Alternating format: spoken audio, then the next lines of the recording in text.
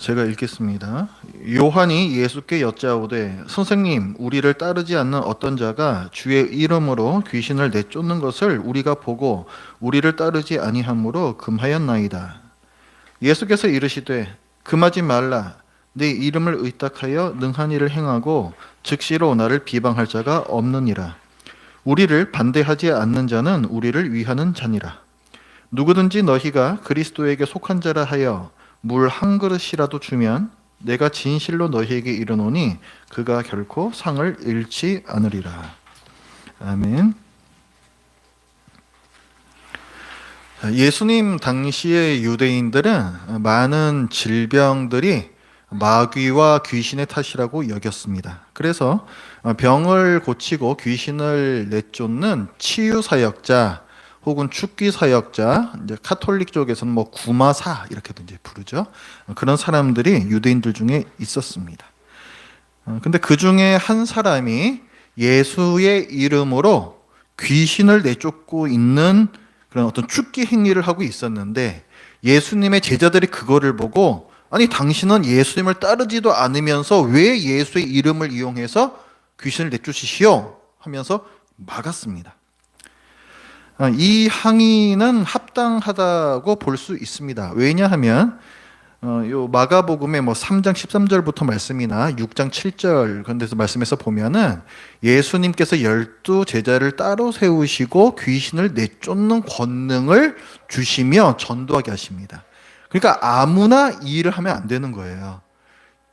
예수님께서 어떤 그 권위를 부여하신 제자들만 그렇게 할 수 있는 상황이었기 때문에 제자들이 이런 항의를 당연히 할 수가 있는 것이죠.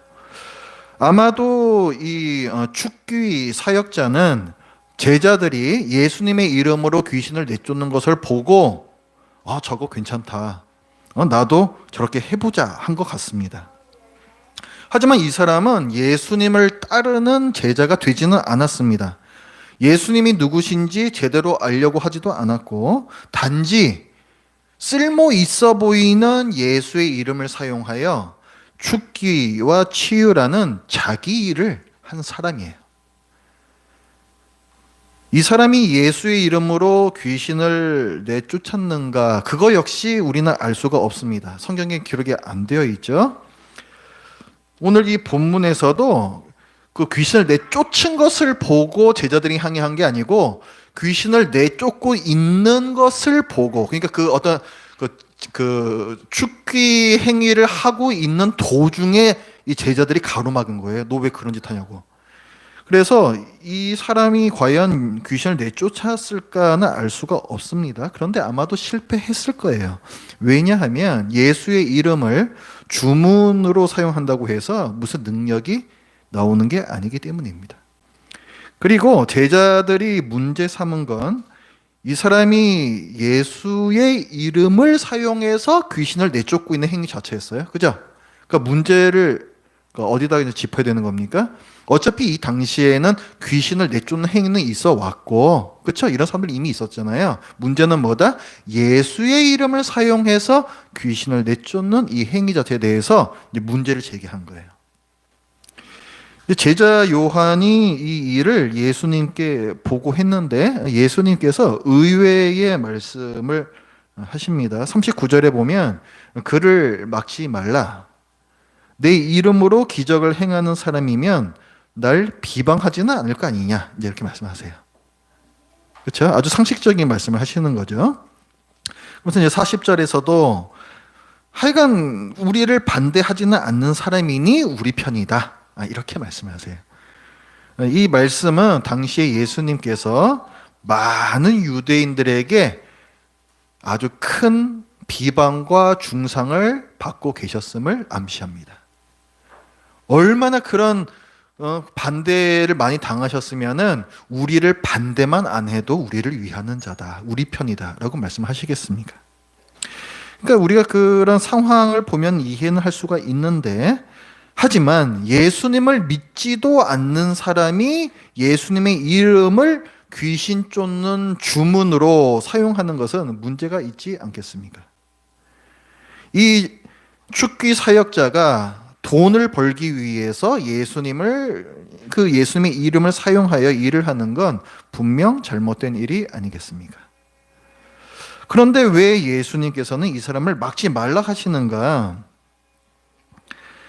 예수님의 이름을 이런 식으로 사용하면 안 되는 게 사도행전에도 나옵니다.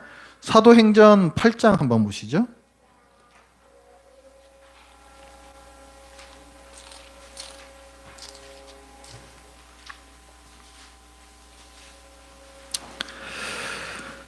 사도행전 8장 12절부터인데요. 여기 보면은 빌립 집사가 나옵니다. 초대 교회에 7 집사가 있었는데 그 중에 한 명이에요. 이 빌립 집사가 전도를 많이 했던 사람입니다. 이 사람이 이제 사마리아 지방에 가서 전도를 하면서 병을 고치고 귀신을 내쫓는 이적을 행합니다. 집사도 그 일을 했어요. 근데 그 지역에, 그 사마리아 지역에 여기에도 이제 축귀 사역자가 있었습니다. 여기는 마술사 시몬이라고 나오는데 이게 구마사예요, 구마사. 그러니까 그 귀신 내쫓는 그 일을 하는 사람입니다. 근데 이 시몬이라는 사람이 빌립 집사가 막 이렇게 귀신 내쫓고 이런 걸 하니까 그 능력에 혹해서 나도 예수 믿겠소 하면서 세례까지 받습니다. 하루는 베드로 사도가 사람들에게 안수를 할 때에 성령님께서 그 자리에 임하시는 어떤 눈에 보이는 어떤 가시적인 어떤 놀라운 일이 일어나요. 그랬더니 이제 그 마술사 시몬이 그거를 보고 와, 끝내준다 하면서 그 능력 내가 사겠소, 얼마면 되겠소 하면서 돈을 주르 하고 펼쳐놓는단 말이죠. 그렇게 했다가 이제 베드로한테 호되게 혼납니다.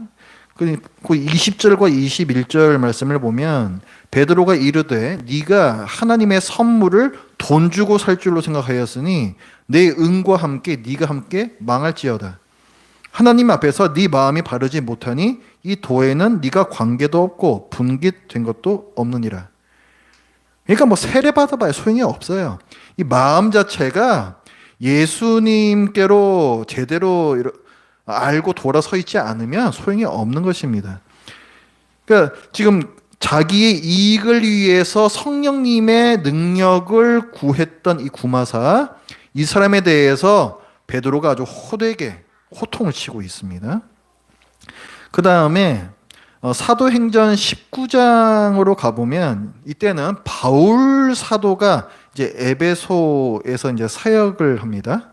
전도 여행을 다니잖아요. 전도 여행을 다니는데 3차 이제 전도 여행 중이었어요. 그때 에베소에서 좀 오랜 기간 머무르면서 말씀도 가르치면서 사역을 합니다. 근데 이때도 바울이 이제 귀신 내쫓고 병을 고치고 이제 이런 일들을 행했는데 그 지역에도 예수님을 안 믿는 유대인 그 축귀 사역자들이 있었습니다. 근데 그들이 이제 바울이 하는 걸 보고는 그걸 흉내내어서 예수의 이름으로 귀신 쫓는 사역을 따라해요. 그걸 하다가 오히려 귀신들에게 조롱을 받고 해코지를 당해서 아주 망신을 당하는 사건이 기록이 되어 있습니다. 그러니까 이런 사건들은 예수님을 제대로 믿지 않으면서 예수님의 이름을 이용하여 자기 일을 하면 안 된다라는 사실을 보여줍니다. 그런데 왜 오늘 예수님께서는 그 사람을 금지하지 말라 하시는가? 안 맞잖아요. 그죠? 일관성이 없잖아요.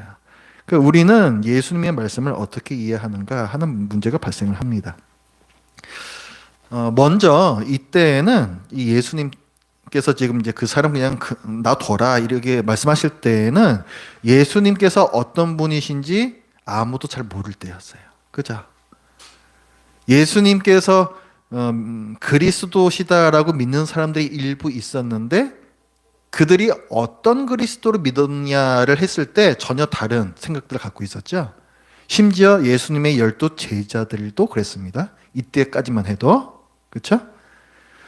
오늘 그 본문의 그 31절 8장 9장 31절 32절 말씀 한번 보십시오. 지금 이제 제자들이 어떤 상황인가? 자, 31절과 32절 같이 읽어봅니다. 시작. 이는 제자들을 가르치시며 또 인자가 사람들의 손에 넘겨져 죽임을 당하고 죽은 지 3일 만에 살아나리라는 것을 말씀하셨기 때문이더라. 그러나 제자들은 이 말씀을 깨닫지 못하고 묻기도 두려워하더라. 지금 어때요? 예수님께서 죽으실 것, 부활하실 것을 말씀해 주셨는데 지금 벌써 두 번째 말씀하신 거거든요. 근데도 제자들은 여전히 그 말씀을 이해하지 못하고 있습니다. 예수님이 어떤 그리스도이신지 모른다는 거예요. 지금도 모른다는 거예요. 이런 상황에서 오늘 본문이 이제 이어지는 겁니다. 그러니까 오늘 본문에서 예수의 이름만 사용해서 귀신을 내쫓았던 이 사람은 예수님께서 말씀하신 대로 다른 유대인들처럼 반대만 안 해도 어디냐라고 일시적으로 용납하신 거예요. 일시적으로. 아직 예수님께서 어떤 분이신지 아무도 잘 알지 못하는 그런 상황에서는 이 정도만 해도 양반이다. 일시적으로 허용을 하신 겁니다. 그러니까 오늘 본문은 이 31절부터 연결시켜서 이 한 덩어리로 봐야 됩니다. 그래야지 오늘 말씀을 이해를 할 수가 있어요. 그리고 33절부터의 말씀을 보면 제자들이 지네들끼리 싸웁니다. 서로 누가 가장 크냐 가지고 다퉈요. 그래서 예수님께서 그들을 책망하시며 가르치십니다. 제자들이 싸운 부분 누가 가장 크냐 이게 무슨 말이냐면은 제자들은 예수님을 지금 어떤 메시아로 이해를 하고 있어요? 이스라엘을 독립시킬 정치적인 왕이다 이렇게 이해를 하고 있죠. 그러니까 조금 있으면은 그 나라가 세워질 거라는 거예요. 그러면은 나라가 왕이 새로 들어섰으면은 우리나라로 치면은 영의 정도 필요하고 좌의 정도 필요하고 우의 정도 필요하지 않겠습니까? 국방부 장관, 내무부 장관 다 필요할 거 아니에요. 그러니까 그 한 자리 차지하고 싶은 거예요, 이 제자들이 지금. 나중에 이제 그 보면은 그 야고보와 요한의 어머니가 찾아와가지고 제 아들 하나는 예수님 우편에 앉혀주시고 하나는 좌편에 앉혀주세요. 그 인사청탁을 하러 오거든요. 이게 다 그런 얘기들. 나중에 이제 예수님께서 이 나라 세우시면은 그 한 자리씩 달라는 거. 이걸 지금 제자들이 다들 이제 그 꿍꿍이를 가지고서 누가 가장 공이 크냐, 내가 더 이 나라 세우는데 더 큰 몫을 하지 않느냐. 지금 이거 갖고 싸웠다는 거예요. 이거 갖고. 자, 근데 35절을 보면은 여기에 대해서 예수님께서 뭐라고 말씀하시냐면은 자, 누구든지 첫째가 되고자 하면 무사람의 끝이 되며 무사람을 섬기는 자가 되어야 한다. 이렇게 말씀하세요. 그러니까 너희 자신을 위해서 높은 자리를 차지하려 하지 말고 지금 낮은 자리로 가라잖아요. 자, 너희 자신을 위해서 높은 자리 차지하려 하지 말고 날 위해서 다른 사람을 섬기는 낮은 자리로 가라. 이렇게 가르치세요. 왜냐하면 예수님께서 세우시고 계신 나라가 이런 나라가 아니기 때문에 그렇습니다. 그래서 마가는 너희가 높아지려고 하지 말고 예수님을 높여야 한다라는 이 교훈을 자, 구마사 오늘 본문의 그 치유 죽기 사역자의 이 사건과 하나로 묶어서 우리에게 알려주고 있습니다. 그러니까 31절부터 41절까지는 한 덩어리 본문으로 보셔야 돼요. 그렇게 보면서 과연 이 본문에서 이 저자 마가가 뭘 말하고 싶어 했는가 그거를 뽑아내셔야 됩니다. 요걸 한 덩어리 본문으로 볼 수 있는 가장 큰 근거는 뭐냐면 이 본문의 구조 자체가 그래요. 제가 그 유대인들이 자주 쓰는 문학적인 구조 몇 주 전에도 제가 설명드린 적이 있죠. 그렇죠? 데칼코마니 구조라고 하는 거, 그렇죠? 교차 대꾸법이라고 하는 구조입니다. 거기 한 덩어리의 본문이고 딱 접히는 부분에 있는 게 주제다라고 제가 말씀을 드렸죠. 이것도 그런 구조로 되어 있어요. 한번 보세요. 먼저 이제 제일 바깥쪽 먼저 보면은 자, 거기 33절과 34절을 보면은 누가 가장 크냐 갖고 싸우죠?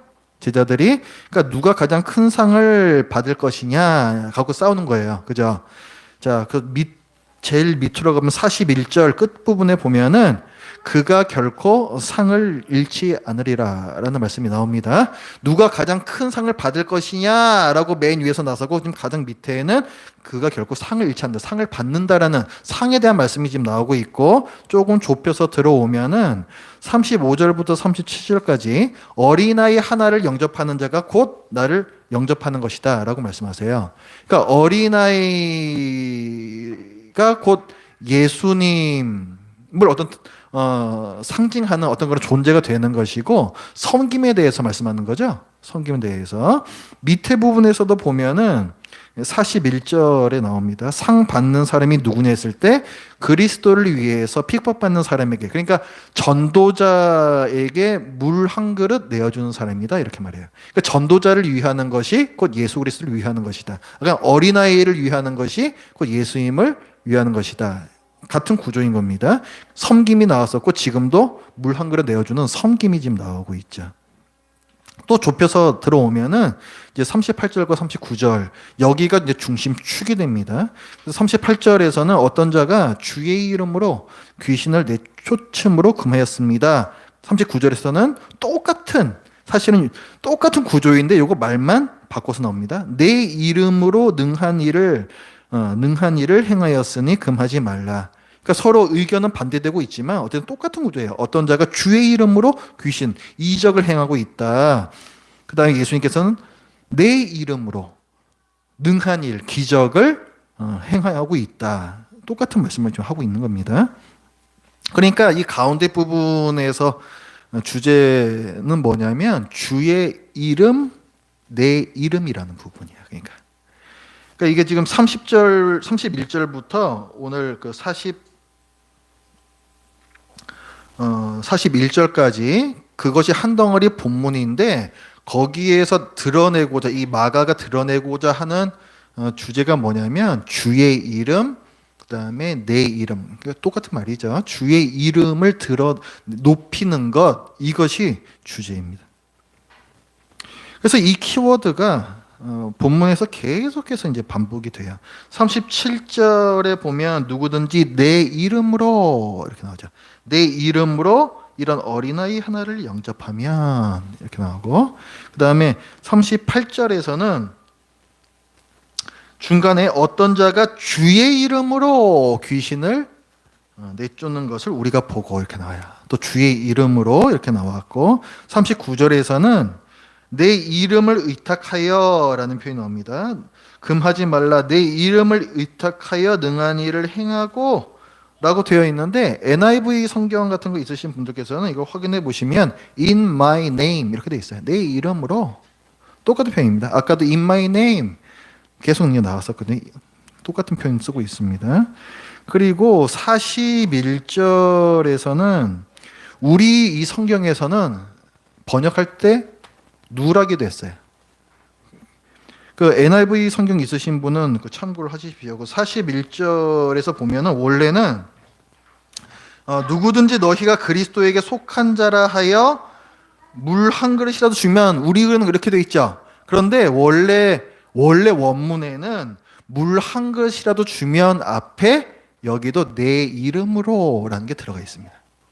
In my name 이게 또 들어가 있어요. NIV에는 그게 정확하게 번역이 되어 있습니다.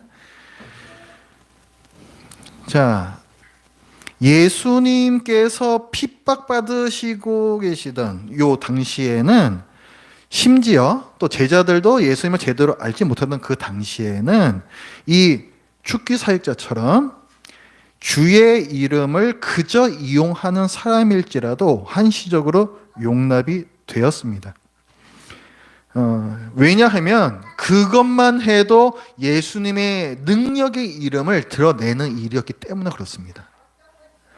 그러나 나중에 예수님께서 십자가에서 돌아가시고 부활하시죠. 그래서 예수님께서 어떤 그리스도이시냐가 명백하게 알려진 후에는 예수님을 제대로 알지 못하고 믿지도 않으면서 예수의 이름을 부적처럼 기계적으로 사용하는 행위에 대해서 결코 용납하지 않으십니다. 그게 사도행전에서 아까 우리 봤던 부분이에요.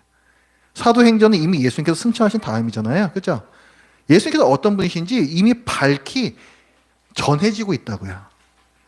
그렇기 때문에 지금 오늘 본문에서 이런 행위가 허용이 안 되는 겁니다.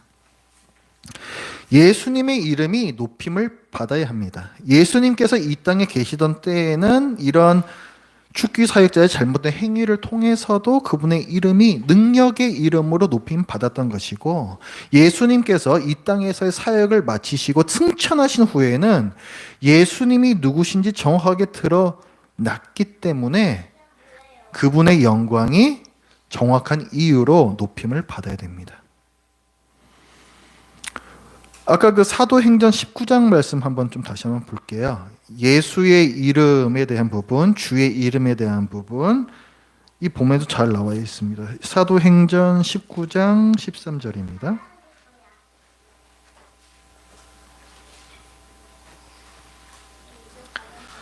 자, 사도행전 19장 13절.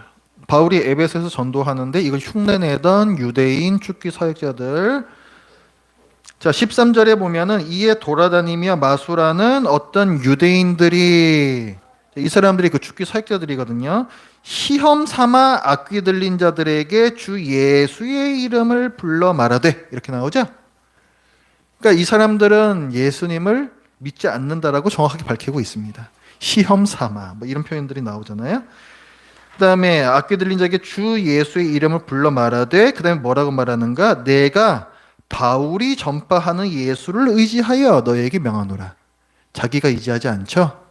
바울이 의지하고 있는, 또 바울이 전하고 있는 예수를 의지하여 귀신아 나가라 라고 이제 명령을 하고 있습니다. 그러니까 이 사람들은 예수님을 제대로 알지 못하는 사람들이에요.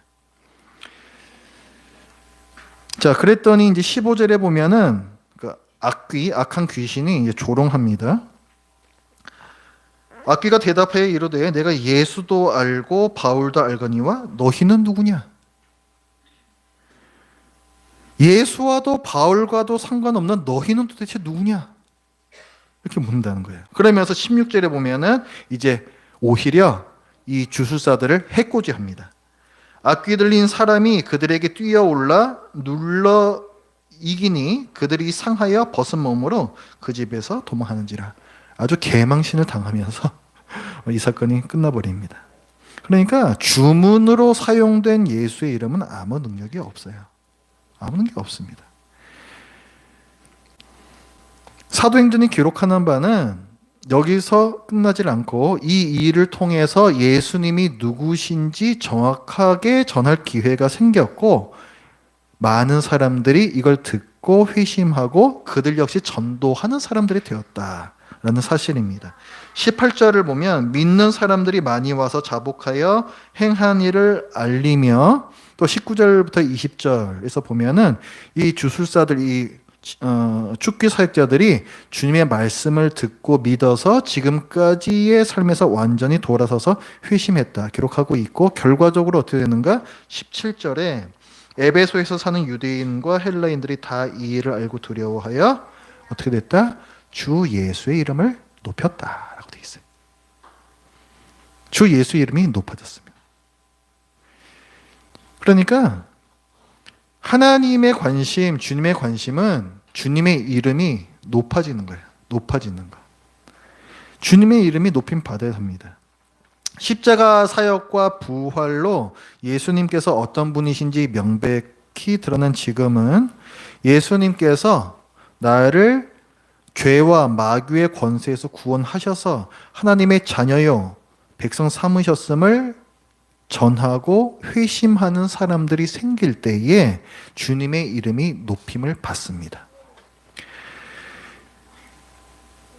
핍박받으며 복음을 전하는 자들이 있죠. 지난주에도 우리 교회 이제 선교사님께서 이제 오셨었지만, 그런 전도자들이나 혹은 어린 아이처럼 힘없는 사회적 약자를 위해서 물 한 그릇 내와서 섬기는 사람을 통해서 또 주님의 이름이 높임을 받습니다.